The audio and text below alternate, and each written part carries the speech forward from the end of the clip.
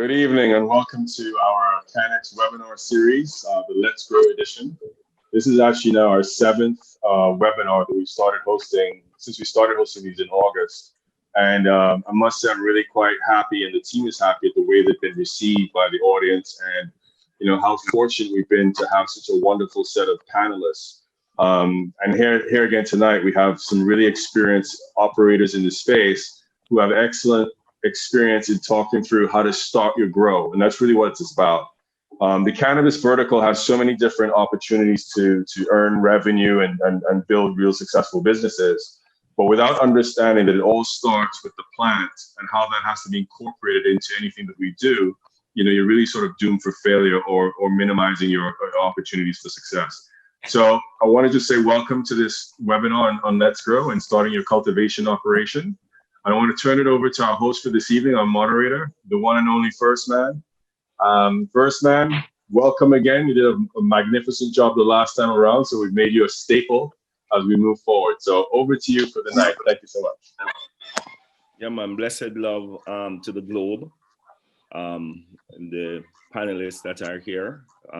Very, very important people within this industry. We always want to give thanks to the Almighty, whichever way you see him. For us, it's Rastafari.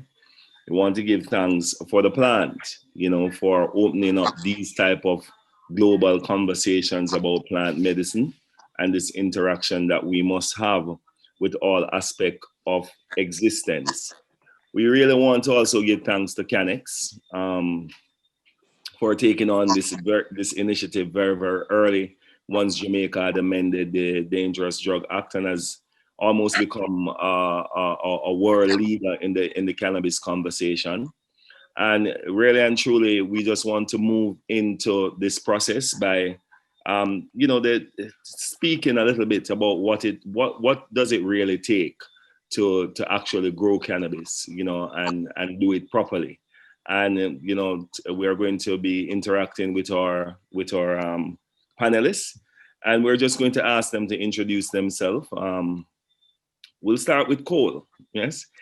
So we're just going, what I would love for the panelists to do for me is that once you make your introduction, I would love for you to just set the pace in a very personal way by just telling us, what do you think are the 3 steps that we should observe? There may be more, but let's just start with 3, the 3 steps that we should observe once you decide that you're going to go in a cannabis business, be it here in Jamaica or wherever you feel a mind to say. So introduction, and just outline your 3 steps, and let's start. Absolutely. Thanks a lot, Ross, Firstman, and everybody else that's on. My name is Cole Phillips. I'm a consulting agronomist. I've got many, many years of professional cannabis cultivation behind me. Currently serving as the Director of Operations for Jamaica Cures. We are currently Jamaica's only fully regenerative, 100% biodynamic permaculture farm, which is 100% organic. Very proud to do that and to be able to cultivate in Jamaica and take part in panels like this along with the other panelists. 3 things that I think everybody should think about. One, first and foremost, cannabis may be, if not is, the most difficult crop to grow on scale if you want to do it well. So be mindful of that, because it's a very temperamental plant and it takes a lot of attention. The second thing is people underestimate how important site selection is, especially in an area like Jamaica that has so many unique and diverse microclimates in it. And the third aspect is the importance of understanding the route that you want your operation to take. I think there's far too many these days trying to do full vertical integration and not focusing on doing one thing really well. So there's lots of space in the cannabis industry, and we welcome everybody. Find something you want to do and work hard at it. Okay, give thanks, Cole. That was good timing. All right, so we're going to move to you, Wayne. Can you just share a little bit about yourself? And sure thing. My name is Wayne Isaacs. I hail from Toronto, Canada. But in saying that, I'm Jamaican born, and I've been always interested in the cannabis as an industry, as a business. I've always believed that Jamaica is the only country I know that has a significant national brand for cannabis. And when the market started to open up, the legal opportunities presented themselves to establish cannabis operations in Jamaica. That's the reason why I came to Jamaica. We currently operate a company called Green Stripe Naturals, and yes, we did choose the name very carefully because, as we all know here, the national beer in Jamaica is Red Stripe. So we want to make sure that everybody understands that the national cannabis brand is Green Stripe. So we chose that very, very carefully. And in terms of the three things that I would say cooperation is a big one. We have to understand that this is a new industry, not new to Jamaica, but it's a new legal industry in Jamaica, and we need to work together as participants in the industry. We need to work together. We need to help each other. Just even on the chat we were having earlier, it was just some discussion about sharing ideas and sharing genetics and so on. That's one of the things that's going to make this industry move. The second thing is determination. You just have to keep going, and you have to keep going, and you have to keep going, because there will be lots of obstacles that are going to be placed in front of you, and you just have to be able to find a way, to make sure that you traverse those obstacles, right? The third thing is patience. I cannot stress patience enough. Okay, everything here moves much slower than you think it should, right? So you have to be patient. Okay, don't give up. Don't get frustrated. Try to work within the system. Rely on people within the industry, such as the people that you see on this panel here. Okay, who are all interested in ensuring that the industry works well for all of us. Give thanks. Give thanks. Yes, bless all you. Right. Biah is over today. And last but not least, yes. Yeah, we do give thanks, and we give thanks to be here once more. We give thanks to Rastafari, to have us in this position, represented in this way. And I is Rastafari, Biah, as I am called, hail from Linstead, St. Catherine, at a place called Time and Patience. Yeah, we grow sacramental herbs, for the Rastafari community. We do extractions for the Rastafari community, and we have been associated with this herb for many years. We are also a spiritual observer of this herb. We look deeper into the spiritual healing of this herb. Coming back from ancients of time, with the knowledge that used to exist long time ago as far as herb is concerned. So we are in that direction of representing the cannabis. Three things in the business of cannabis, which I think we should observe while we want to start this business or while we want to pursue a business in cannabis. One, a market research. While going into a business of cannabis, you have to research your market, find out your prices, the availability of the market. How can you get into this market? Then you look forward to preparing your area of planting. Know your climatic condition. That's the second thing. The condition in which you are going to plant in, because cannabis is a very difficult plant to deal with. And if you aren't equipped with the knowledge of how the climate works around you, you will be in deep trouble. And there are reasons why that, will happen. The weather pattern, the pattern of the weather throughout the year, is the next thing. Having the patterns of weather, especially here in Jamaica, you can find different weather patterns, and they're extremely different. So in this type of pattern of the weather, you have to choose your strain very carefully. When you put out a certain strain within a certain time, and when you flower, and when you veg. So those are some of the things that we have to be very careful and be mindful of while we approach the business of cannabis. Give thanks. Blessed love, blessed love. All right, so I am thinking here like someone who has just never done it before, and you come into Jamaica and so on. And you then say education before commercialization. But it seems as if no one really touched the regulatory framework and so on. So I would like to sort of throw that out to one of the panelists. I'll probably start with you, Cole, where there seem to be this conversation that's happening that the regulatory framework is an important part of the business.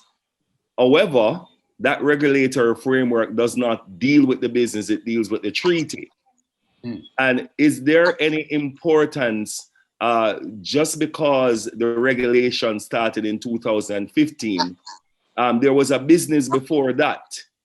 Is that business component very important also when you're thinking about cannabis? Like somebody who's just seeing this for a business opportunity, do they need to think about the entire cannabis market? What happened before regulations, what happened during regulation? How do you see that, Cole? Well, first of all, the black market will always remain relevant in cannabis, or the other side of the market, as we say. What a lot of people don't give credit to is the fact that these are the individuals that paved the way for ganja. These are the individuals that have been cultivating these genetics for years, that have been, especially in Jamaica, being persecuted beyond belief for these. If you look at the Rastafari community, these are the individuals that have had this passion for it and have risked everything for this wonderful plant. So I think there always has to be a healthy respect for it, and for all of those individuals. When it comes to the framework of a regulatory body, and I've had this conversation with a lot of people. I went through the Canadian system for many years, and believe me, that was slow. Now in Jamaica, we got off to a bad start right away when the government overseeing the governing body, which is the CLA, they're overseen by the Ministry of Justice, a ministry in Jamaica which has no godly business being involved in regulating how people cultivate cannabis. So you can understand why the CLA approaches some of it the way they do, because we have a regulatory body within the CLA who essentially know nothing about ganja. They know nothing about the cultivation of cannabis. So it's hard to expect that they're going to be able to take it from an approach of the cultivators that are doing it. Now, I'm not saying that's justifiable. I still think to this day, one of the worst things with cannabis was it was called medical, because it was then treated as a pharmaceutical. At the end of the day, this is nothing more than an agricultural commodity. It's a plant, it's a healer. Yes, it's a medicine, but they don't regulate people growing moringa and make them put fences around it. So it's really important to understand the governing body you're dealing with, because as frustrating as it is at times, just like it was said in the intros, you have to have some patience with it. You have to understand that in order for this industry to thrive and be successful, we have to work together, because there's no CLA without any of us growers, and none of us growers can do it legally and in the fashion we want to without the CLA. So there has to be a common ground. I'd love to say everybody roll a spliff, sit down, smoke, and talk, but I don't see that being likely in the near future.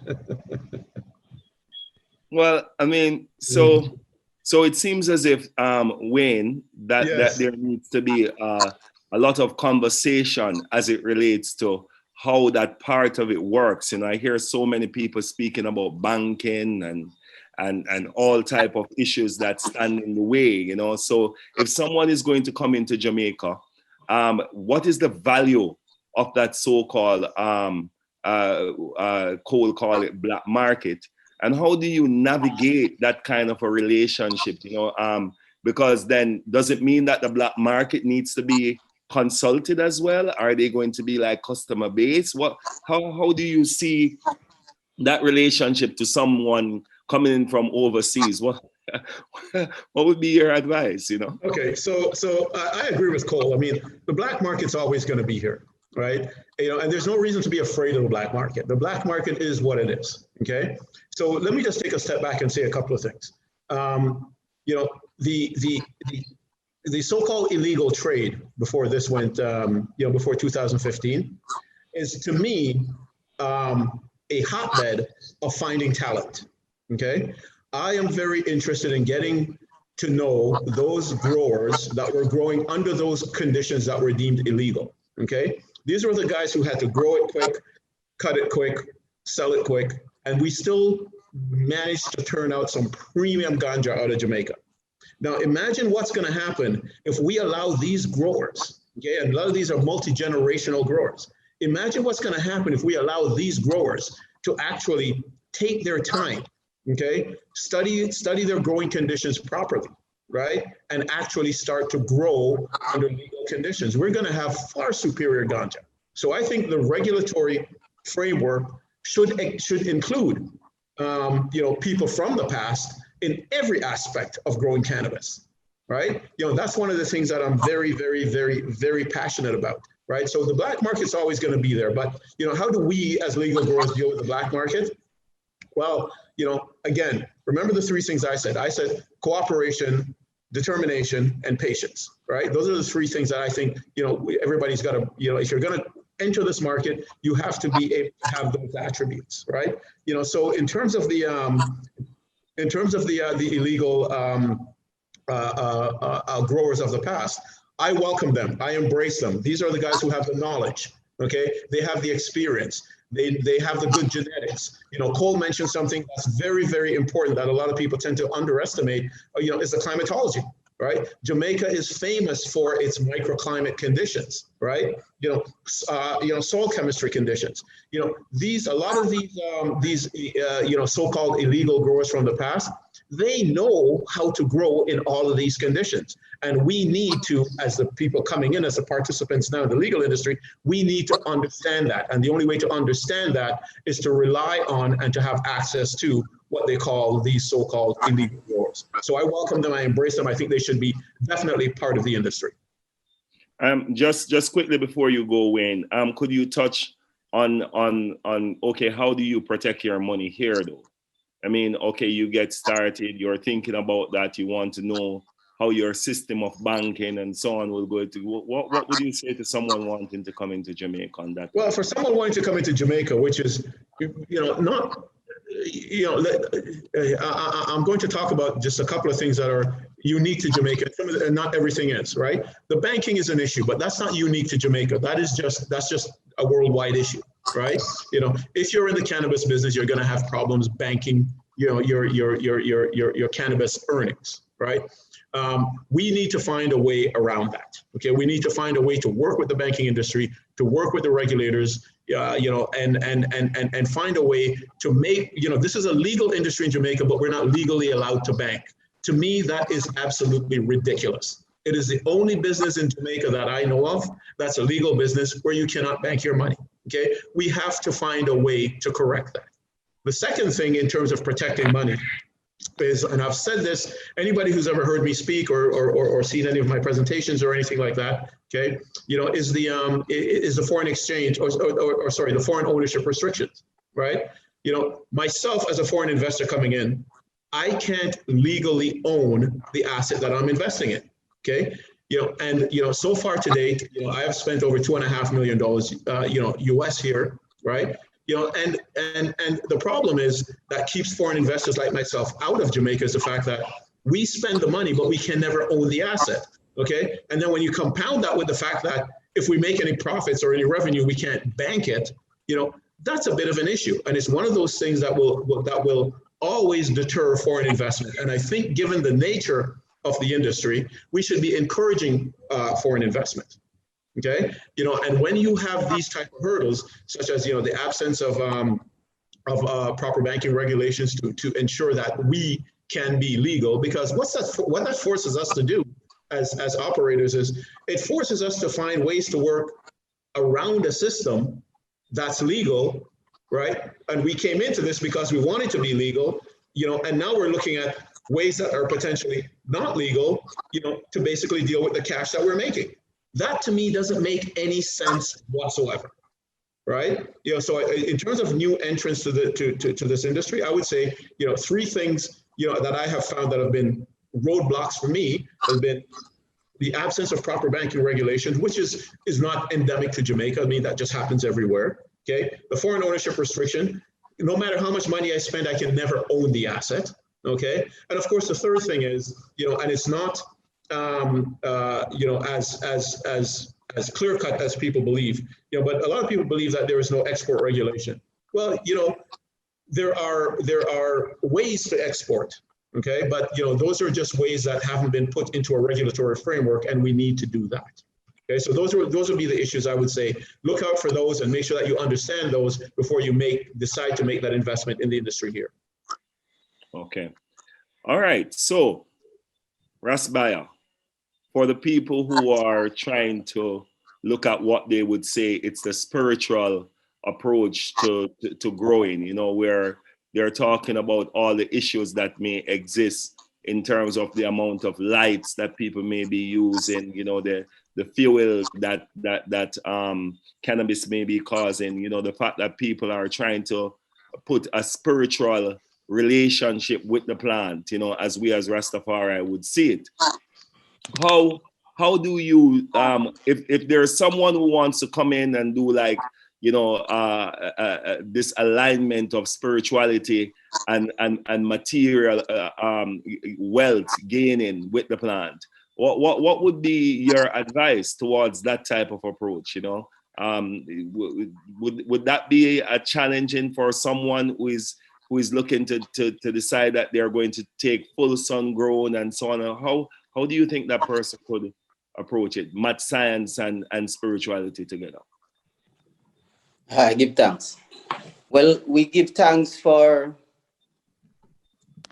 Jamaica as it is, and we are also reaching out worldwide, internationally. But Jamaica as a blessing. First thing, we have so much sunshine that even the lights that people think about coming here to use all these expensive lights, it's not even necessary. We have the sunlight, which is next to almost none. So that is a plus for us. We have water in Jamaica. We might have to do a few things like a few water treatments and all of this, but we have these things naturally. So the first step of energy, water, light, that is something that we might need we need that for a perfect grow. Within coming to, for instance, Jamaica to do a grow, it can be also feasible because we have been weathering the storm for many years, and we haven't been the worst as far as planting cannabis, exchanging with each other. I mean, within the Rastafari community, we would call it bartering. This is how we used to deal with herb a long time ago, and we still practice this way of transaction with herb. Now, the value of herb, the value of this cannabis has gone so high that if we should look at the feasibility of growing cannabis here in Jamaica, it definitely can work.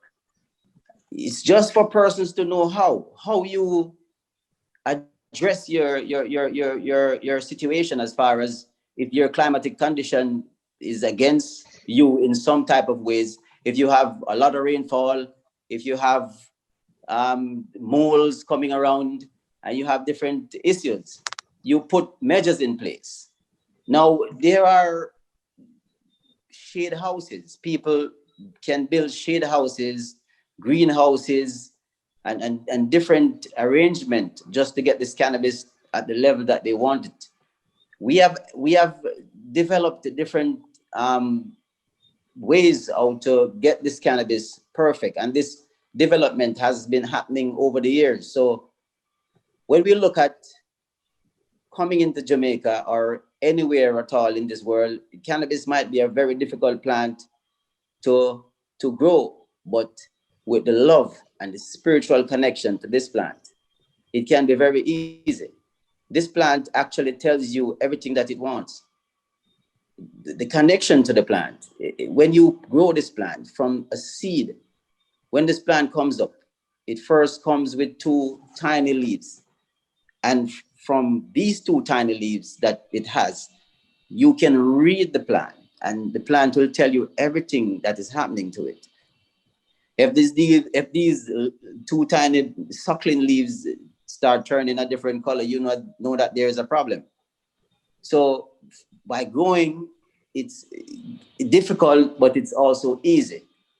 We have been connecting ourselves spiritually to this plant and finding out how it works for us, how we use this plant to meditate. We go deeper into understanding more about this plant, understanding the nutrients that this plant needs to grow, understanding what you can get from this plant. You can grow and you can get a pound from a plant. You can grow and you can get an ounce from a plant.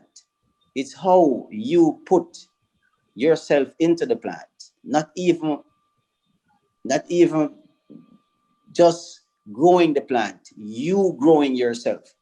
So this spiritual connection to the plant tells you everything that you need to know about growing this plant and about being feasible, putting yourself into business about this plant and how you can benefit from this plant both financially and spiritually.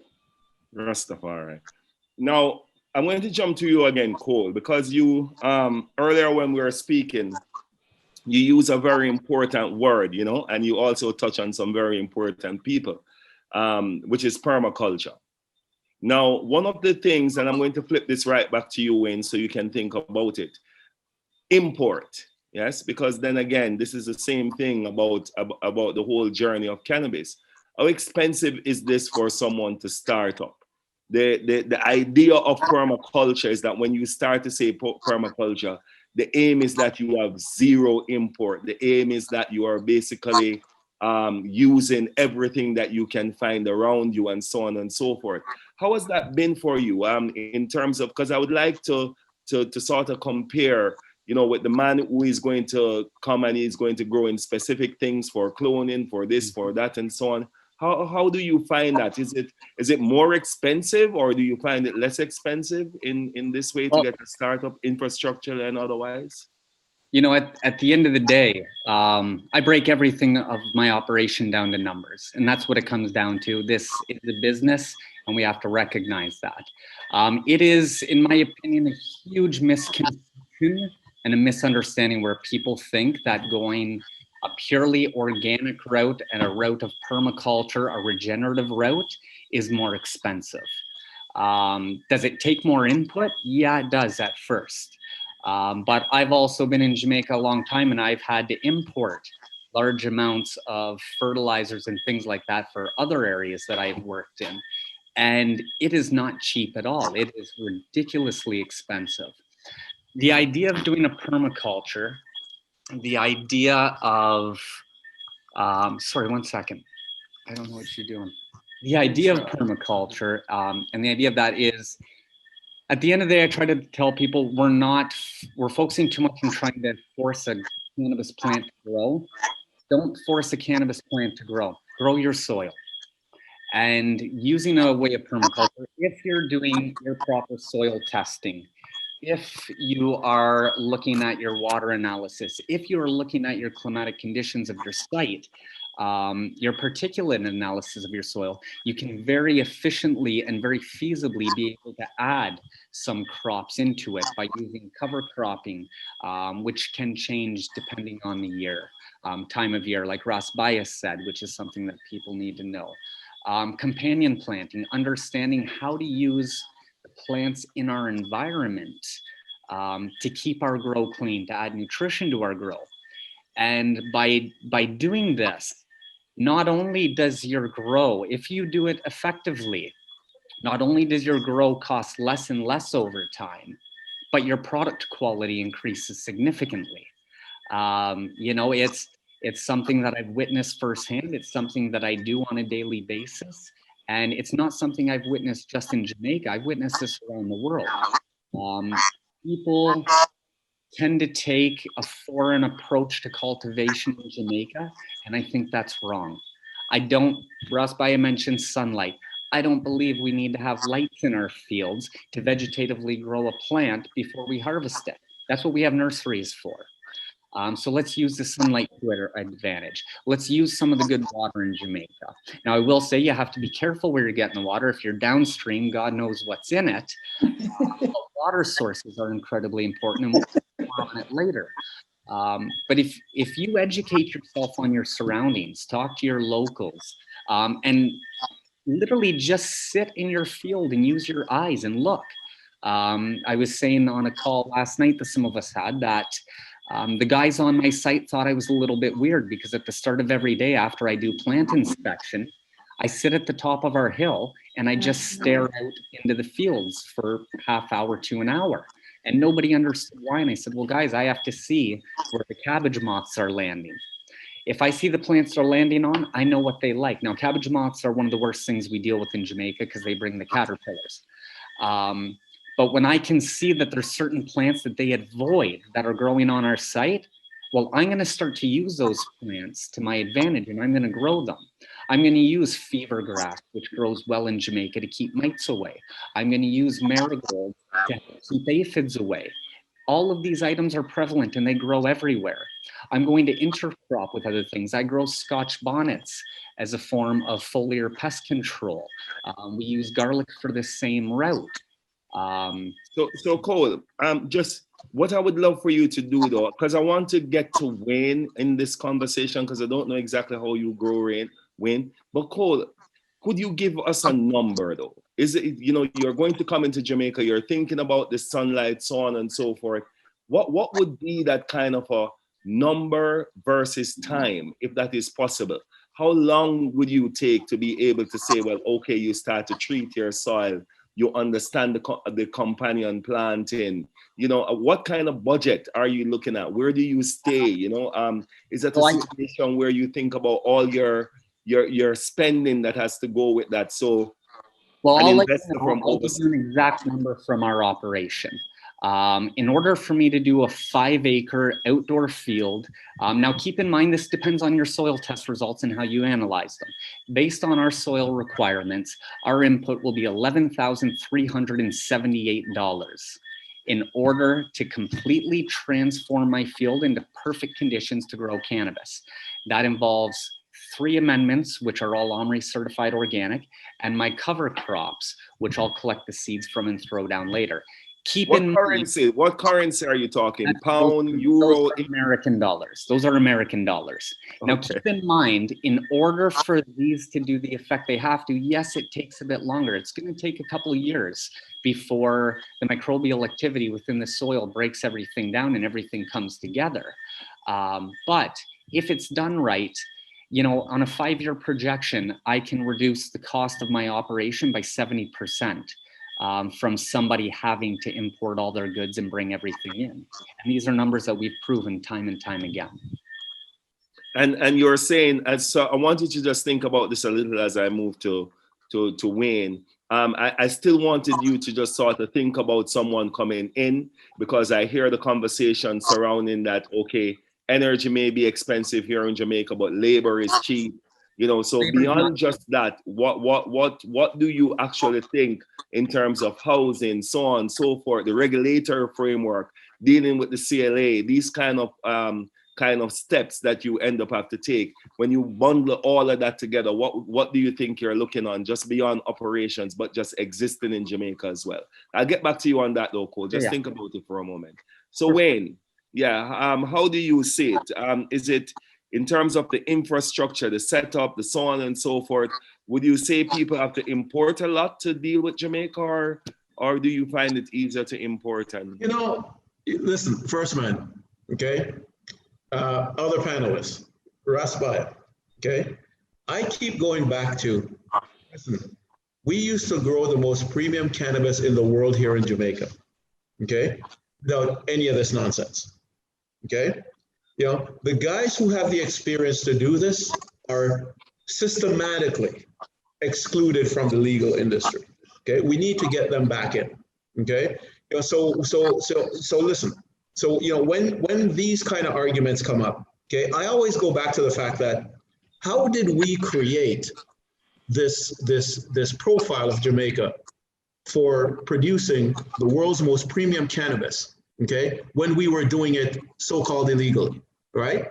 I don't think we need a lot of, like Ras said earlier, right? All these lights and all these things, let nature take its course, right? Because we have been able to, in Jamaica, grow premium cannabis, just letting nature take its course for over 150 years, okay? Now that it's become an industry, we're looking at adding all of these new things to it, right?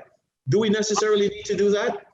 You know what? If you're growing on commercial scale, yes, okay? But again, I would like to see the industry move more towards the traditional industry, okay? The traditional growing practices, okay? Listen, would it affect our yields? Would it affect quality? I think the quality would be probably better. Would it affect yields? I'm not sure that it would, okay? But again, okay, the other side to that argument is this. There's an international market for this, and that international market would like to see certain things standardized, okay? There's a reason why we do COAs, certificate of analysis, on all of our products, right? And everyone here does it, right? Because we want to be able to understand scientifically, or at least the chemical basis, of the product that we're creating. So what I would like to see is more of a move towards the traditional practices, because those traditional practices are what put us on the map in the first place. So what about the person who is just like what you're saying? Okay, if I'm going to be exporting to Canada, my grow has to fit the standard operation procedures of Canada, or to Germany, right, or to so on and so forth. Yes. How would that person be feeling as if they are led astray here in terms of, would they definitely have to go in and get certain things that are not necessarily here in Jamaica? Absolutely. And what percentage do you think of their capital costs that would be though? Well, yes. So let me answer the two-part question, okay? The first part being, are they going to have to do additional things outside of traditional growing? Yes, they're going to have to do that because they're going to have to meet the standards of the importing country, okay? And part of what this industry is moving towards, is to be able to sort of standardize the product, okay? So in terms of a percentage of what that would cost, again, it depends on your scale, right? Cole made a very good point, right? It depends on your scale. I mean, if you're growing 10,000 plants outdoor, it's a lot different from growing 10,000 plants indoor, right? So you really need to look at A, your growing conditions, okay? B, who your market is, okay? And C, how you need to satisfy that market based on the growing conditions that are available to you. I don't think there's any way right now that any of us could go back to exactly traditional growing techniques and growing methodologies. Okay, I think we now have to start conforming to what the other markets are going to need. Okay, and a lot of that's going to call for things like amended soils and so on and so forth, right? So we're going to have to spend money on that. As to what the percentage is, I really don't know. I think it just really depends on scale. It depends on your climatology where you are. It depends on, in some instances, and Cole, you can correct me on this. Ross, you can correct me on this, but I think a lot of it also has to do with your strain selection. Because certain strains tend to be more robust in certain environments as opposed to other environments. Okay, and in those environments where those strains are robust, you definitely need to be able to amend, whether it be your soil or your lighting or whatever, to make sure that you can get up to that quality. If you're in a different condition. I'd just like to add on, and I didn't mean to interrupt. I like what you said there, because this goes back to what you said about, traditional growing methodologies and what got Jamaica known. The biggest thing that people forget is nobody's really cultivating traditional equatorial genetics here. When you've got an industry that's really pushing for yield and quick turnover, which they shouldn't. Cannabis is about quality. And what we can offer here is long flower equatorial sativa. I'd love to see a lot of the big farms here start growing 16, 18, 20-week flowering plants. Because if you look back when Jamaica was at its, quote unquote, heyday of Ganja, And Firstman and Biah, you guys probably grew up during a good part of this time, and I wish I smoked some of the flower you guys did. But when you hear about, you know, the lamb's bread or the kali or the sensi, these are traditional, beautiful long flower sativas. And that goes a long way. Genetics are key. And if you don't have good genetics, it doesn't matter what you do. You'll never have a good grow. Yep, completely agree. All right, so I'm going to give you the same work, Wayne, because you did mention $2.5 million here. You know, you said it. Don't remind me. So I'm still going to just want for you to just, because we're looking at the overseas investors here. I'm going to go to Rasbano as it relates to our local farmers who are left out of this process. And I just want for someone to just have an idea of, out of that, what percentage of that were you thinking about in terms of import, dealing with the war, so on and so forth? What is that condition like in Jamaica if you had to do anything like that at all? Because you're saying coming in, I'm fresh, I don't know anything. You know, what would be those challenges, you know, that you find coming into Jamaica with anything? Biah, I think Jamaica ganja economy has been grossly underestimated. You know, people actually think that all these big players, they come in and they seem to have been sold an idea that they can export, yes, but no one is actually focusing on the local market. I know that this is what you do and so on. So can you say to the small farmers who have been out there and they have been pushing and so on, and they have not been getting exactly what they want in terms of since 2015 and the amendment, is there still need for the small farmers to continue to grow for this market that is here? How do you see that, and how profitable? And just give us an idea of what do you think would be a good investment for Jamaican small farmers to match up with what you think is happening in the overseas market in terms of quality, curing, clean herb, you know? Yes. Yeah, we do give thanks. And before we address the situation with these small farmers, the traditional farmers, a few things were mentioned as far as export is concerned. So most investors who came or coming into Jamaica is hoping that we would have an export market readily available. Now, there are a few issues here where we have been seeing over time as far as the legal framework is concerned. Now, as export is concerned, most of these export markets are in Europe. Now, we have a standard here that we ought to adhere to, which is the ASTM standard, which is the American Standard of Testing and Material. Now, this standard doesn't tell us that we can export to Europe. So that is something that we have to contend with as far as exporting is concerned. And I guess the relevant authorities have to address such situation to include the international, like real international, Europe, which is some of the places that would consume most of our biomass. So we could, you know, readily export and, you know, get great returns. Now, as that being a problem and an issue, not a problem, because we see things that, you know, is recognized as a problem that can be solved. Now, there are many things that is going to happen, but only the fittest of the fittest shall survive this game. And from what Cole have said, what Wayne have said, it's guide to have us being amongst those who are the fittest of the fittest. There are guidelines. Now, traditionally, there are many things that has happened. Now, traditionally, ganja was grown organically. So we would get those guavas, we would get those pineapples, we would get those mangoes, we'll get those apples, we get those different things to use as a soil amendment to grow these herbs. And they were really nice.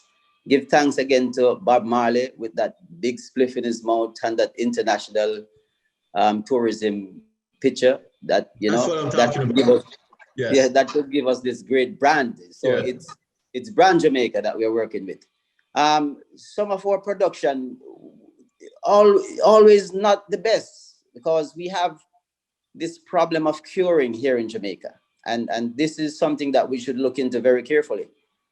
How we cure our herb. We are the best growers. As Wayne would say, Jamaican growers are the best. So, but how do you cure? That is always our problems. No, that can be addressed and that can be fixed very easily. For these traditional growers to be involved in the cannabis industry, we have worked out a few solutions where they could actually be a part of it. If they could get a chance to partner with some of these bigger investing companies here in Jamaica and just do a different grow, which is less stringent as far as the CLA conditions are concerned. You know, not too expensive fencing, not too expensive camera system, the security system. These can be relaxed, because think about cannabis. When do you expect pre-delasne from cannabis? The last 2 weeks of your flowering. Nobody wants to take your cannabis while you're in veg. Nobody's going to take that. What are they going to do with it? So for the last 2 weeks, you need a little security to be stepped up. Now, looking at a 1 acre grow for our traditional growers, I think that can be a perfect start. It's very fairly simple to set up. And, you know, from a 1 acre, we can grow on 3/4 of an acre from that 1 acre and have a central operational facility set up on this other 1/4 acre. So we have done a prototype of this setup, and it works very perfect for us. It is not very expensive, and as Cole said, we are regenerative farmers. We look into how we can harness our local microbes, how we can use different type of biostimulants that is amongst us. How can we harness our good bacteria, our good funguses, and grow them and use them to amend your soil. This is simple. This is something that you don't even have to think about importing anything. So I personally, I don't go to the farm store. I'm sorry, but I usually don't bother with the farm store. And, you know, Cole has said some very important things. And I hope people are listening to what is being said, because if you think about pest management, for instance, and you think about the fever grass, which is the lemongrass, and it grows wild in Jamaica, and think about how you can recognize what can be of help to you. Cole told you, he said, look at what the caterpillars land on. Don't think about those plants. What does the caterpillar avoid? Think about those plants. And these would be some of your defense mechanism.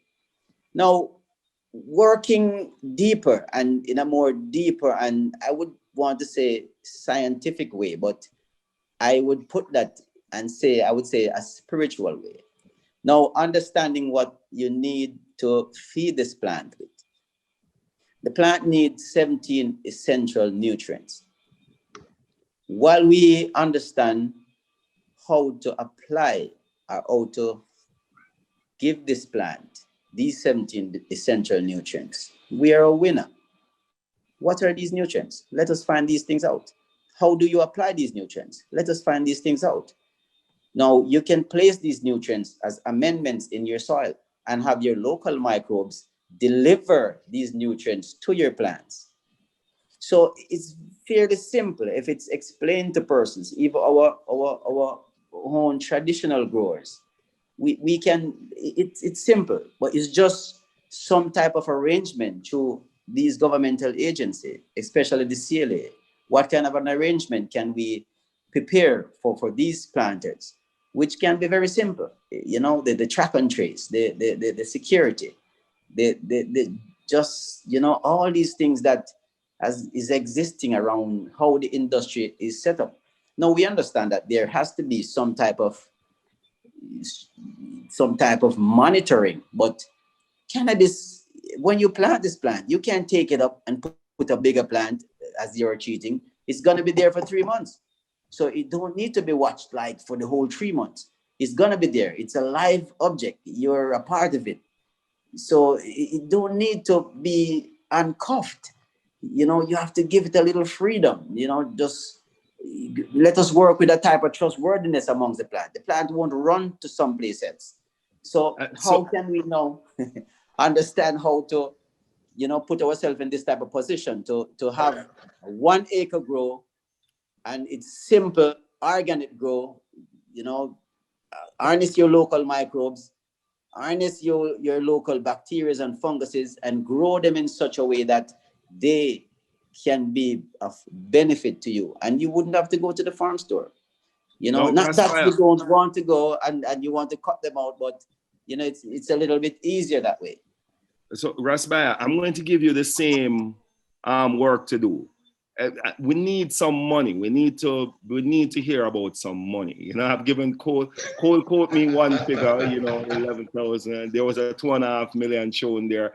But we have people here who really needs to sort of, in their mind, even if we're not, I know you guys don't want to give out all free consultancy and so on, but at the same time, we want to give free consultancy as well. Someone thinking about coming into Jamaica, you've been here from 2017, you quoted that figure of 2.5 million. It's going to be by scale of operation that anybody would choose. Cole, you quoted some figure there too as well. You know, Biah, you quoted nothing. Yes, so we want before this thing is over, especially for the small farmers, Biah. If you could, you know, I hear the terminology easy and it can be done and so on and so forth. But how much money do I need in my pocket for an investment that I can go and say something to someone as it relates to that? Now I'm going to touch another topic. So when we come around in the round, I'm coming to you now, Cole. Very, very important. I was talking about this before as it relates to electricity, whatever fuel you're going to be using to drive the thing, the infrastructure, the so on. But I want to jump a little bit on the human resources. Yes. How do you find working with Jamaicans? Do you find, because you're talking about permaculture, yes? You're talking about something that you have to pay very serious time to as it relates to your compost, your soil development, and so on and so forth. Do you find that the human resources here is good, it's strong? Do you find people adapting to any new ways that you have been? You know, what you laugh. Yeah, no. What should someone expect? You know, even a local farmer, because I myself have tried to sort of, you know, bring in new strategies of permaculture and find some difficulty. What has it been for you, the human resources, and someone wanting to come into Jamaica? How do you think about that? Yeah, it's something that definitely has to be thought about. Wayne made a mention to it earlier, and I made a little comment on it when I said labor isn't cheap here. A lot of people think that labor is cheap here. First of all, nobody in Jamaica should ever be paid minimum wage because it's an insult to Jamaicans. So if you're paying them that and thinking labor is cheap, then that's hard. But understanding that there is a fundamental difference in the culture in Jamaica, and it's something coming in as a foreigner, it has to be observed, understood, and respected to an extent. It can be quite difficult with some individuals to try to bring them and introduce them into a new framework, a different way of thinking. You know, it's like trying to tell a yam farmer who's farmed yams for 20 years that maybe this year he should switch it up to, you know, planting mango trees. He's not going to want to do that. Now, that's maybe a bad example, but working with the people, what I can say is some of the best employees and staff I've ever had anywhere in the world in my life have been right here in Jamaica. Also, some of the strangest, most difficult conditions I've faced in the workplace have been here in Jamaica. Cannabis is agriculture. If you're working in agriculture, you work no matter what the weather conditions are. Many Jamaicans don't like to work in the rain. A drop of rain drop from the sky. It's true, boss. I'm gonna go inside. I don't want to get sick. And No COVID, no COVID. so it's different from growing up in Canada where we're out working in a snowstorm. Yeah, snow and ice. Never mind. Yeah. But I think, you know, it just has to be approached in a very particular way. There's, you know, I've had people say you can't change Jamaica. You can't change it. And don't try to, because it's beautiful how it is. Learn to work within the individuals, and it's like anywhere else. Identify those staff members that really show up and are there for you, and have them work closely with the other staff. And it's building a team. If you can't build a team, you know, if there's no respect for the leadership and the management and the approach to it, if you're not going to get out there, I'm the first person on my site every day. And I'm the first person walking in the fields without sandals or anything on, barefoot. And I'm the first person dealing with plants. And eventually people notice that. If you're willing to put in the work and show the attention, it can be a really good place. But again, not without its difficulties, and don't underestimate the length of time it takes, because it's not something that happens overnight. Yeah. Yeah, all right. Wayne, I've been laughing so much. I've been laughing because I'll tell you something. But just before you move into it, Wayne. Yeah. Jamaica have layers, yes. So Cole just sort of mentioned the on the field, the farmers. Can you then, Wayne, almost sort of talk us a little bit through the regulatory relationship with Jamaicans, meaning, so those who are, I don't want to use the word bureaucrat because they are my friends and I don't like bureaucrats in terms of that, but in terms of like dealing with the regulatory body, the CLA and so on and so forth, do you find that there's differences that people should prepare themselves for? And just talk us a little bit through that kind of a human interaction. Absolutely. But Firstman, if you just allow me just a bit of an indulgence here, I just want to comment on something that Cole said. Yes. Right? Because as you can tell, I was laughing really hard. But the reason I was laughing really hard was because I spent 2.5 hours in the driving rain today in Clarendon, picking dead leaves off plants. Right. Okay, we have a bit of a caterpillar problem. I'm dealing with that out in the rain, right? You know, and Cole, you can. Were you alone? Were you alone? Were you alone? Yeah, I was alone for a while. Yes, right. But Cole, you can relate to this because you know I had the guardsman right at the front gate bring me an umbrella, and he said, you know, boy, boss, it's raining hard. You know, you need an umbrella. I said, no. I said, I'm from Canada, boy. I tell you something. You know, rain is a lot better than snow and ice. So I'm doing this. Okay. So all right. So I get what Cole's saying. And I just want to add one other little thing to Cole's response, and I'm going to get into the regulatory relationships here. Right. I think we need more women in this industry. Right. I think we need more women every level of this industry. Okay. I have right now an assistant farm manager that is a young lady. Her name is Nakota Ogilvie, and she has turned out to be brilliant. Okay, you know, she's a graduate of the local agricultural college up in Clarendon. Okay, and I really enjoy every minute of speaking with her. She's a real sponge. She wants to learn. She wants to grow. She wants to develop in this industry, and I think we need to encourage that, not just with our young people, but also with women who want to come into this industry. Okay? 100%, Wayne.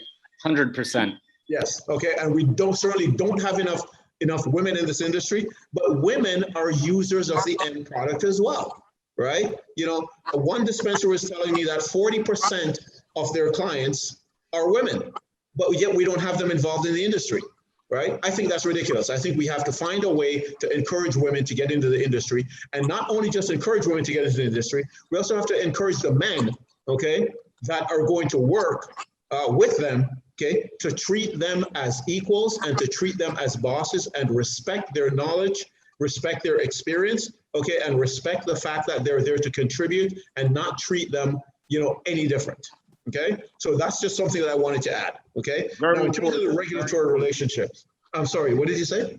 I was just saying very, very important addition. Yes. So, yeah, give that. Yes, no, in terms of regulatory relationships, you know, we've all had dealings with the CLA. I think the CLA is you know, people, I hear people complain all the time about the CLA. When I look at the CLA, what I see is a resource management problem. Okay, I don't see any competence problem. I don't see anything like that. I see just a bunch of, it's a resource management problem, right? This is a new industry. This industry came up fast, okay? This industry was, for the most part, very, very unpredictable, right? So they're trying to fill in the gaps where they can, right? Unfortunately, because the CLA tends to operate from a rule book, it tends to be a bit of a bottleneck for the operators like myself and like Cole, right? You know, so we need to be able to establish a better relationship with the CLA so that we can say to them, hey, here is the problem that I'm experiencing on my farm, which may be different from what Cole is experiencing on his farm, which may be different from what a dispensary operator is experiencing. But we need the CLA to be a little bit more engaged in understanding that the profile of every operation may be different. So the rule book, okay, although the rule book is a rule book, it should be more of a guideline, and there should be more individual discretion in applying some of those rules to people like us, right? Because it's not a static situation, right? It's not binary. It's not wrong or right. It's not black or white. It's not any of that, right? You know, I have a caterpillar problem. Cole may not. He may have a heat problem, right? Russ, Biah might have a cross-contamination problem with males, you know, cross-contaminating females in his field, right?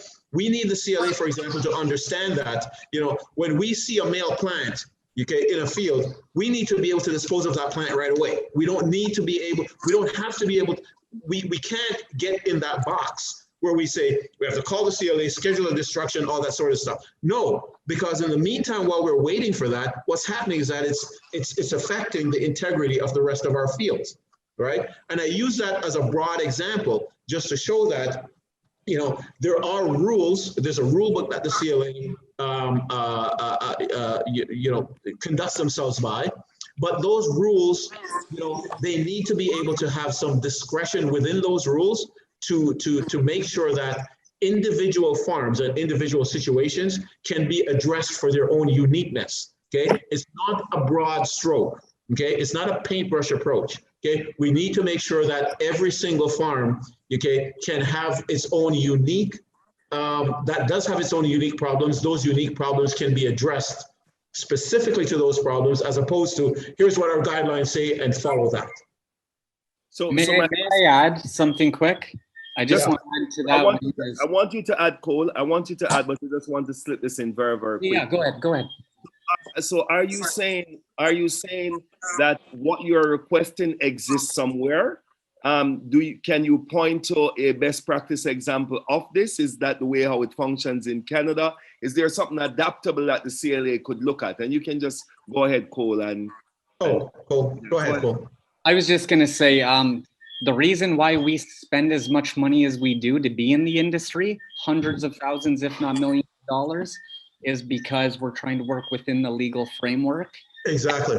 All around them. We're trying to do this together. So that's all I wanted to add on that. Yeah. So is there an example? How does it work in Canada? How does it work? Canada butchered their system too. Canada didn't do it right, but then again, they discluded, they kept the traditional growers, will say, out of the market.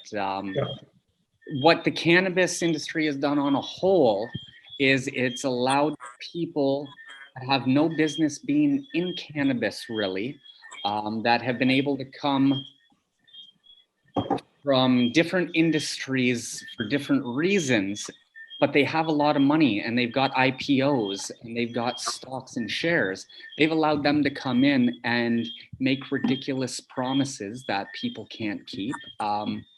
So sorry, short answer to your question, I don't think anyone's really done it 100% right. This is Jamaica's opportunity to listen to all of us that are in this together, and be an example for the world on how to finally do this right. Yeah, and if I could add to that, Firstman, if I could add to that. Yes, right? please.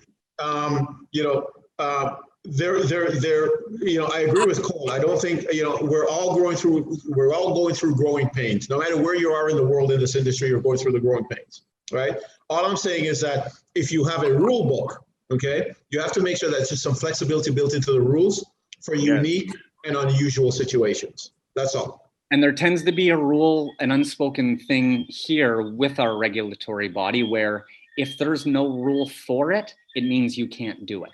Right. Rather than, hey, let's talk about it. Let's find a way. Let's find a way. Yeah. And we should be looking always to find a way. Okay. Well, all right. I think you guys are really providing some very important information, because anything that is negative is learning. We're all learning from that, and I think that's very, very important. Biah, though, it sounds as if you could really speak on the behalf of both Cole and Wayne, because there is this whole idea of companion planting and standardization.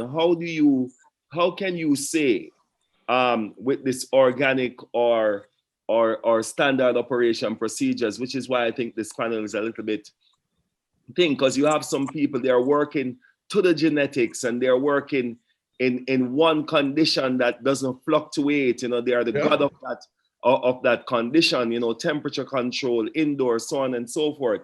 And they consider this to be medicinal standard, yes? How can you guarantee, that in your open grow, yes, I know that there's some covering because there are some comments about how do you balance the rainfall in Jamaica. And I think what you don't just leave everything open, but how do you standardize this, that every time you test it, you're convinced that you're getting back the same thing? How or does it matter? Yes, give thanks. Well, it do matter. It matters. But I always try to look at these issues from a spiritual point of view. Now, if we're looking at cannabis as a medicinal plant, and which they have named this plant as a medicine in this time, just to bypass some of those stringent international laws that there are in existence. So we look at the plant as spiritual in this way, that you might not get a whole consistency planting an outdoor field because of climatical condition or changes that can happen, but you can still get different products from this plant. So let us look at a THC for that matter, or a CBD for that matter. When you're looking for THC, it comes to you at a certain time on this plant. If you make this plant break down after the time has passed, which is maybe about 7 days window, you will get a different product, which may be a CBN, if I'm correct. So it's a little bit diverse on our side, but it's possible to get almost the exact thing. Now, from using Biah, before you move, methods. Biah, but just didn't want to cut you. But I'm just thinking about these Charlotte Webs, and I'm thinking about, someone actually got the oil and it did something specific for epilepsy and so on and so forth, and then they want back the very same thing. Is that ultimately important, and can that be guaranteed though in that open situation? Yeah, well, the strains is mostly what we would depend on to get the exact same thing. So if we have a strain that, say for instance, what Charlotte Webb had used, I think maybe about 0.3, percent THC and a higher percentage of CBD. Now, the plant says it all. You have a certain strain that will give you such reading, and not all the time. You might not get it. As I said, climatical conditions and certain things will change it. Now, going indoors opposed to going outdoors. I'm not against a person who wants to go indoors. If they achieve something that they set out to achieve, because in this life, man will achieve what he set out to achieve. just like planting, we will first look at the market. We wouldn't want to go into planting and not looking at what kind of a market do you want to approach, what quality of material your market would request. So all of this would be something that we would have to look into. But we always think about climate change and regenerative farming. So we have never approached indoor grown before like that. But you know, from my knowledge, it's really almost accurate. But I am still thinking in myself that outdoor grow, if you have a certain type of climatical condition and you know that your outdoor grow in the summertime will give you a certain kind of a material and a certain end product, you grow for this end product within the summertime. You wouldn't want to grow for this end product in the winter or some other times that you maybe grow where the climatic conditions or the weather pattern has changed. So it's feeding your plant with a certain type of nutrients and a certain combination of nutrients will almost give you the exact thing that you want. But when you change your nutrients and change your feeding pattern, you will have a changed plant. So a full operational procedure is something that, you know, can be looked into very deeply, you know, to give you that result that you request. And if there was even a problem of inconsistency, it has been grown for many years. And when we look at cannabis, you know, way back, we can think about 5, 6, 7,000 years. So inconsistency is the least of what we really have to look at now and in the future. It's just growing clean cannabis, and you might want a certain material. And you know, people are doing isolation. They isolate the different terpenes, the different cannabinoids from these plants. So getting the medicine that people would want from these plants is not difficult. It can be achieved with an outdoor grow. I mean, in the same condition, with the same feed type, you know, it can be achieved. Okay. All right. So for the person who want to basically trust that kind of a standard, you're saying, Cole, you ditto everything that, you know, a permaculture grow is always going to be clean. You know, I'm going to be honest. There's a significant difference between hydroponically grown cannabis and outdoor and greenhouse. My personal opinion, I prefer outdoor.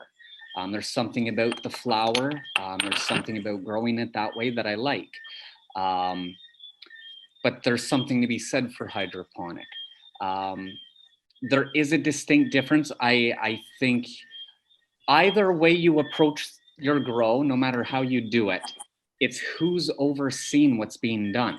If you've got somebody that understands biology, soil biology, and how to work within an environment to get it as close to how they want it as they can, understanding that Mother Nature will always give what she wants. You can still get a very standardized, straightforward.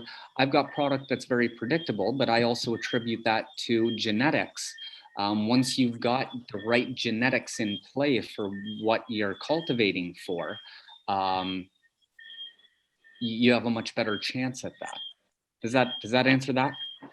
Yeah. I mean, when I know a lot about Biah grow. Biah for me has created a SOP that I use, and part of that grow is hydroponic and traditional grow together. Yes, there is a merge between how you actually do that, right, Biah? And I'm just thinking to myself that, you know, I keep remembering this man who told me that. I think that is one of the things that is missing in Jamaica. You know, the people who are saying that, listen, this herb has healed epilepsy, this herb has fixed anxiety for me, this herb has taken care of arthritis, and so on and so forth. And you find that a lot of these people, they are now aiming for to get exactly the same thing all the time. Is it that Jamaica is planting mainly for recreational, which for me is medicinal? Because if you're feeling good, you know, that's the best medicine you could have. But Yeah. is it that Jamaica is at the moment is not specific in terms of what people will call a medical condition? How about that person who is looking to plan totally and saying that, listen, I'm going to come here and, like what Cole is saying, I'm focusing on this one thing that, you know, I can get either from a CBD plant and so on and so forth. The conditions of that, how specific can that get, or is it important for it to be that specific though? Firstman, first of all, any clean, well-grown cannabis is medicinal, recreational. It's like you said, if something makes me feel nice and lets me laugh with a friend, that's medicinal. If it lets me sit down and just enjoy a meal, that's medicinal. I think there's too much focus going on, can you grow medical cannabis outdoors? Because again, it comes down to, it's why I don't like the word medical with cannabis. Because any good, clean grown cannabis is medicinal, it is recreational, it is therapeutic. And if you're growing stuff that's burning dark, you know what, my ashes always burn gray or white because I grow clean cannabis. I've seen stuff come from quote unquote medical growers that is so full of salts, I can't stand to get 3 puffs into a spliff, so I throw it out.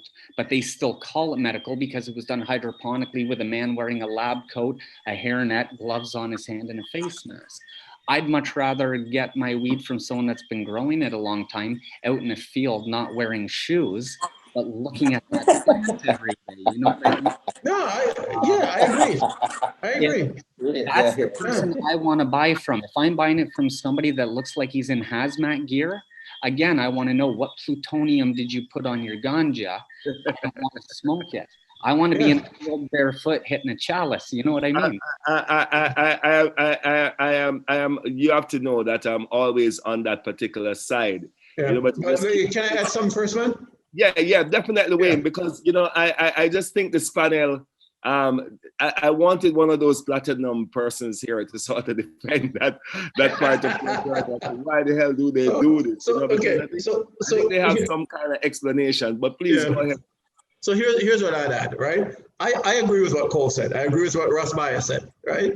I think the best weed in the world is a sun-kissed weed, right? It's got to grow out of the ground, right? It's got to experience the climatic conditions. It's got to be kissed by the great Jamaican sun, right? Well, it's everybody's sun, but you know, in Jamaica, it's a different sun, right? You know, but listen, okay, the reality of the industry is this, right? International markets want weed grown under certain conditions. You know, GMP, EU GMP, indoor, you know, greenhouse, that sort of thing. And we have to pivot to that, right? So no matter what it is that we want as growers and what we think as people who are passionate about the plant, right?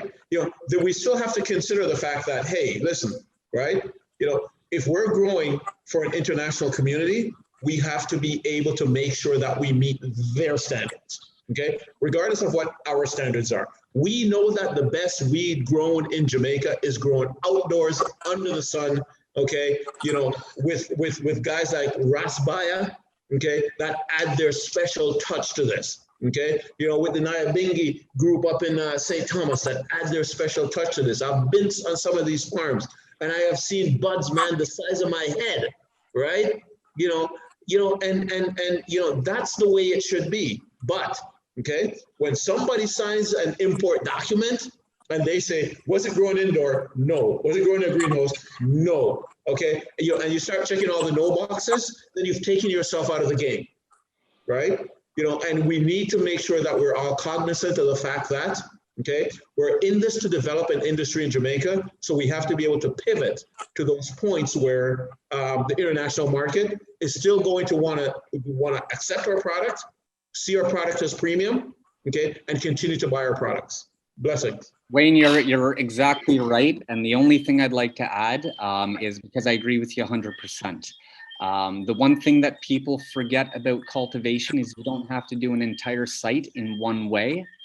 And you have to understand what each product is for. So at our location, we've got our greenhouse in pots are fabric bags, but I use my living soil in it. And we understand that this product is being done to try to meet international standards, because we won't buy our outdoor product. They won't. Now, I've also got my outdoor product, which is essentially a cannabinoid field, which is product for extraction, very different genetics for very different reasons. And then we've got our outdoor smokable as well, which again is in ground. It's great outdoor sun grown, but recognizing that if you want to reach a different market and an international market, which we need to, we have to pivot. You have to meet these standards, but we don't have to sacrifice the integrity of our product to do it. Right. We don't have to copy what they're doing overseas.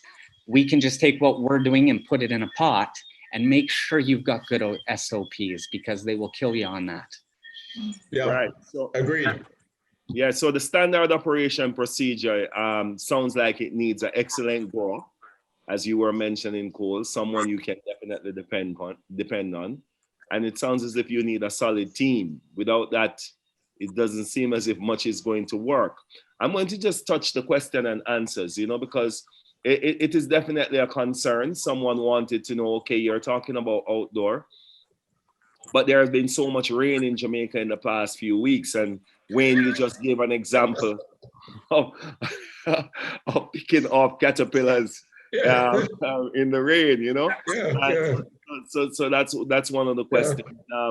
Of course, the ones are then asking about the strains. I really think to myself that you guys have been sort of touching these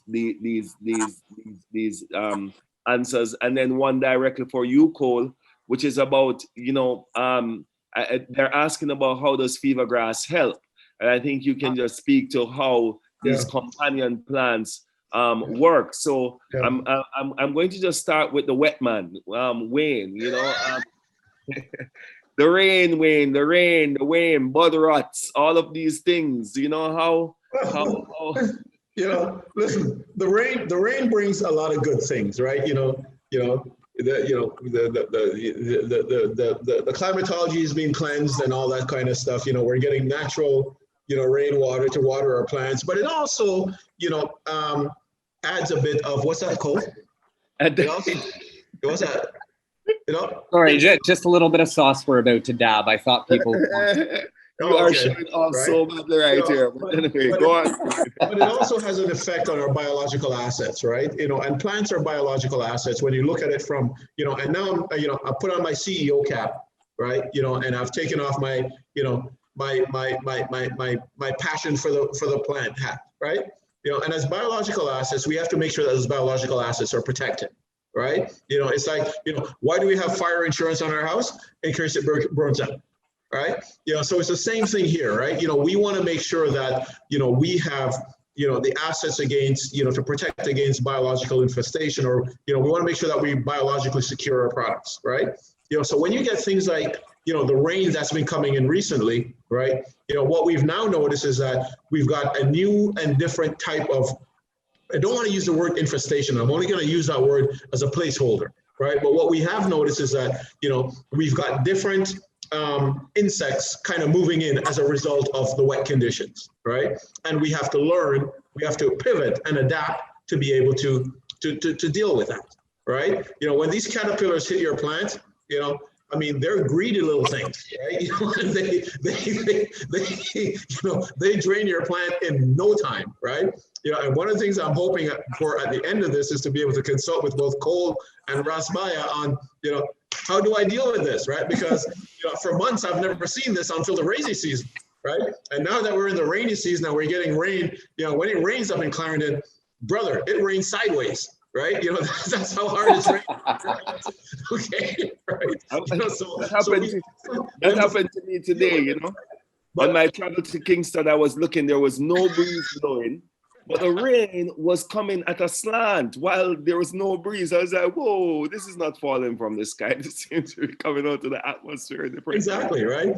So remember, if you remember when you said, on our introduction, the first three things, the first thing I said was collaboration, because I know talking to Cole and just listening to Biah, right? I'm going to consult with both of these guys on, how do I deal with this biological, security threat, right? We don't, it's unusual, and it's isolated within a certain window, just because, we're in the rainy season and this thing is happening, right? During the dry season of the summer, didn't happen, right? So that's one of the things that we have to deal with. So, I think the collaboration, that I've been suggesting, and that everybody else has been suggesting, will go a long way towards building this industry. Blessings. Biah, I know you always speak about growing is a structure. It's something you develop your pesticide.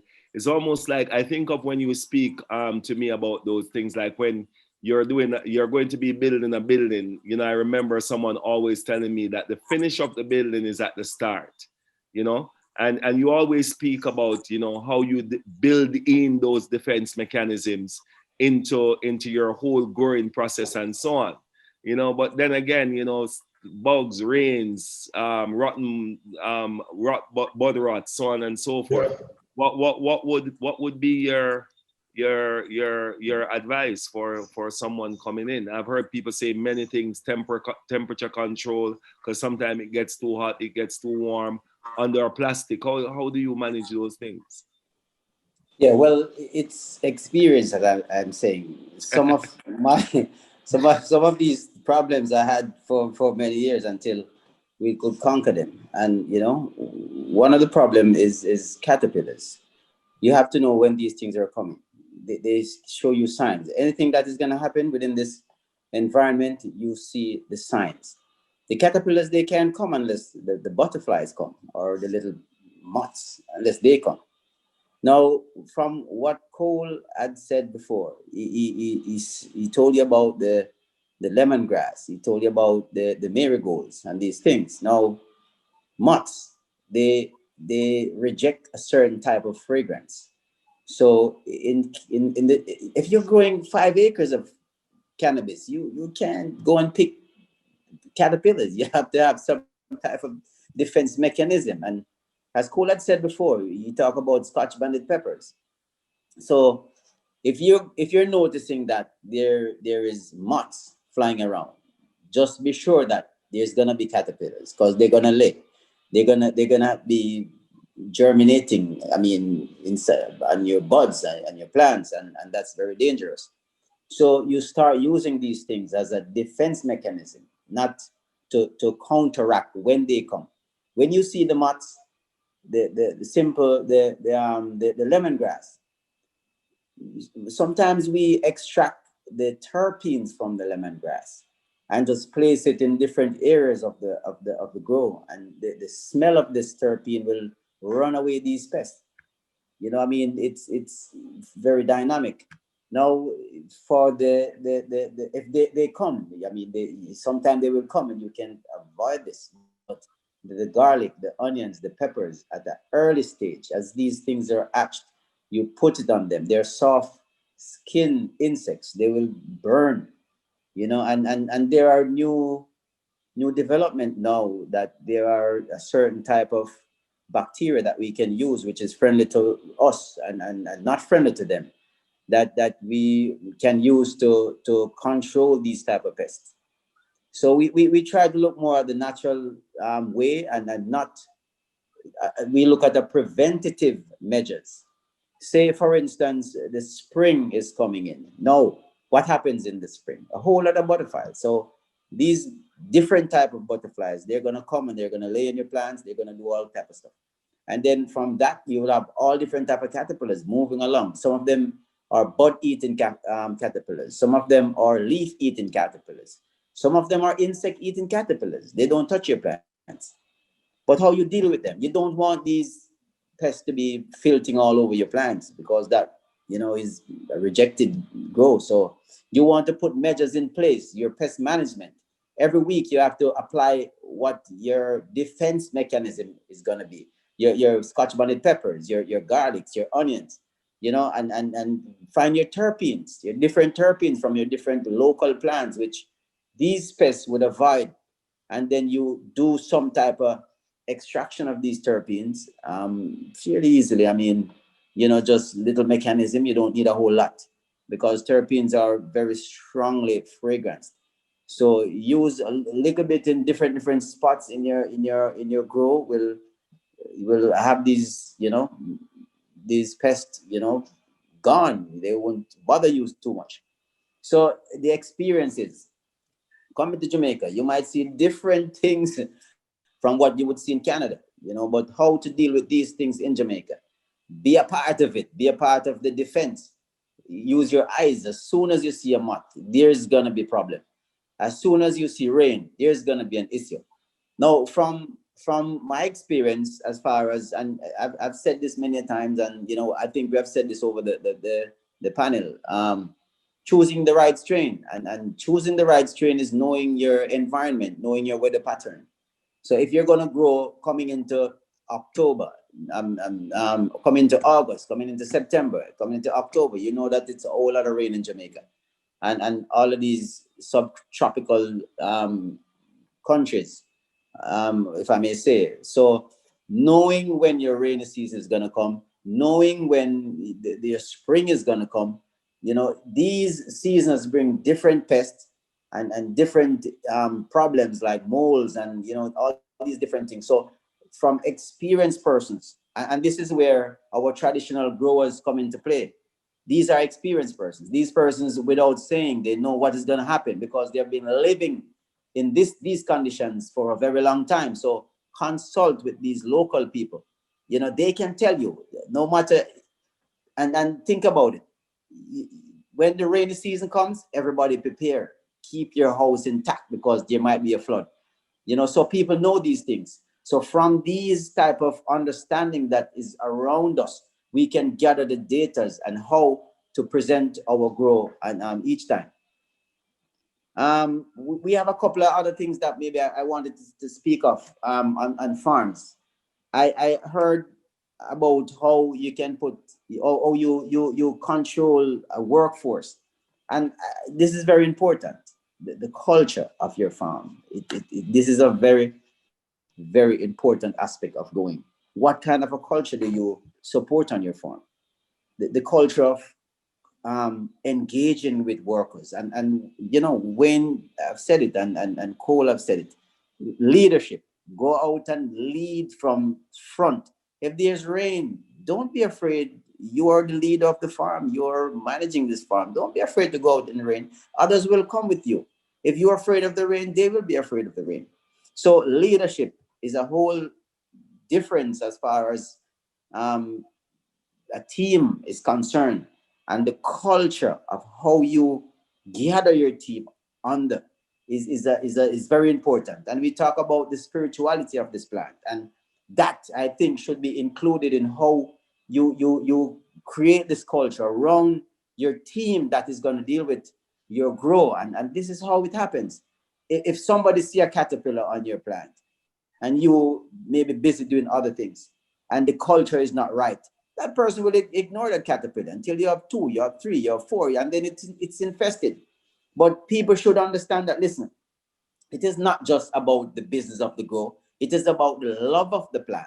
How can I defend this plant? It's not about the paycheck that I get on the weekend. It is about how the plant feels at night, how it feels going through its vegetative growth, how it feels going through its flowering growth, how it feels when you're going to harvest this plant. So the whole culture of doing cannabis grow is vital and important in any organization that we are looking into going into right now, or that is in existence at this time. Well, All of the other things I need to say, but I don't want to take too much time. Yeah, man. Blessed love my family. I tried my best. I know the CanEx family really love the investment money side. I really tried, Douglas. I squeezed Paul $11,000. That's a further consultation, I think. Wayne and got some broad figures, and Biah haven't given me anything yet. But what I will hope will happen is that something can come up, especially Biah. I was looking definitely something from yourself as it relates to what really could a 1 acre farm process is, infrastructure or otherwise. I would urge you to share that information whenever you can. If it could be a part of this text here. Our small farmers really need investment guidance, to be able to do what they're doing if they're ever going to be a part of this journey. And those figures, as you say, may fluctuate and so on. But at the same time, there are some infrastructural things, there are some standard things that can come up with, that we should really inform the ones on. I really full joyed everything that was said here. I really want to give thanks for CanEx for doing that. I would increase the balance in a way more to sort of see if I could get some of those indoor growers in a conversation at the next time, to see what their experiences are for the people who are focusing a lot on what they would call export and standardization and so on and so forth.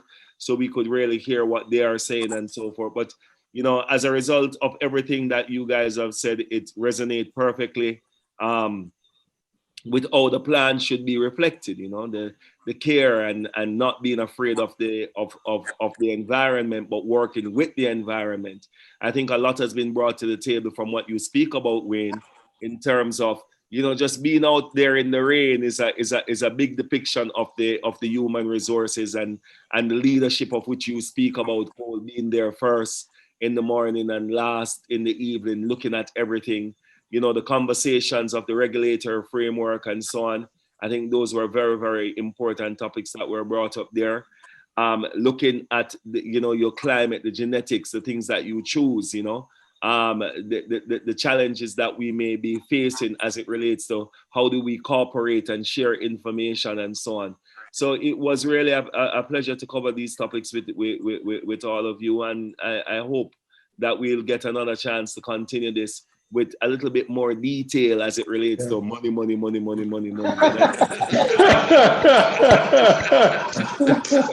Spiritual and material wealth has to grow together. We have to be practical about sustainability.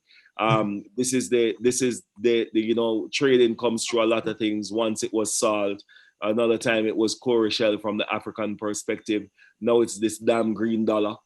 For some strange reason, we always have to master our time. And just this is where we are right now until we evolve into another process. So here we go, Douglas. It was, thank you. I just want to ask one question before we wrap. Yes. Now that I've picked off, 1,000 caterpillars that have sucked up all my buds, can I dry them and smoke the caterpillars? You get some high-grade caterpillars. I think there's going to be some value in those damn caterpillars, right? I mean, you should have seen how many of these caterpillars I got today, right? Well, Wayne, why don't we do this? Since we're all, learning about the whole process, why don't you go ahead and do that, and then we have you back with another one, and you tell us how that went for you. Smoking caterpillars, okay. All right, thanks very much, guys. No, thank you, everyone. And Firstman, excellent job again in terms of navigating the conversation and extracting so much good and useful information. I'm not sure I love the money association to CanEx, but I will say this, all jokes aside, is we believe strongly in the fact that we should not be ashamed of the fact that this is a business. And the difference is you don't have to pursue the business with a mindset that says at all, by any means necessary, and without understanding that fundamentally, if you're not doing this for the right reasons, and if you don't understand or seek to understand the energy that goes around the plant, you're doomed to failure. So whatever metrics you have for yourself in terms of how much money you think you're going to make doing this in this industry, if you don't approach it with the right mindset, with the right respect and the right regard, you're going to fail. And so I really, say to people that come into this, understand the history of it, understand how the energy of the whole industry and the plant works. And once you do that and you genuinely want to help and you genuinely want to channel that energy in the right way, success is going to be a byproduct of that. But I always say, people coming into this, Cole and Wayne could have, and Biah and Rastafari as well, could have been more definitive in terms of dollars and cents, because that's what people want to understand. They want to do this, but they also want to understand how much capital do I really have to how much capital do I really have to bring to the table to make this a reality for myself? And the thing is, it's not just how much money, but you have to understand. And Wayne spoke to this in the beginning. He said persistence, and just right along with that is resilience. And it's understanding how much runway you need to have, how much buffer do you have when things don't work out on the 6th month that you planned your budget for, because it's not going to happen until the 11th month. And do you run the risk of torpedoing your whole operation, all your capital, because you thought that it was going to happen within 4 months and you had enough money for 6? You have to understand, by speaking to the operators, there's no one, and there's some very successful people who've operated in the space so far. And my definition of success is not that they've made it already, that they're on the path to making it because the market is now opening up. But you speak to those operators, and I can promise you, not one will tell you that things have worked out exactly and with the timing that they anticipated. They will all tell you that it's taken longer, it's been more challenging, and in many ways they've had to pivot and go around bends and corners that they did not anticipate. So, it's a sobering thought, but it's really, the essence of all of this to me is that once you get on that right trajectory and you're doing it for the right reasons, you're going to start to see things unfold in a way that's going to validate what you're doing. So that's my little long response to Firstman's little poke there. But I just really want to say, that it's a real pleasure for us. We think it's a real blessing that our team worked so hard to do this. So thanks again to Asher, Dave, and Zamir, and the rest of the team.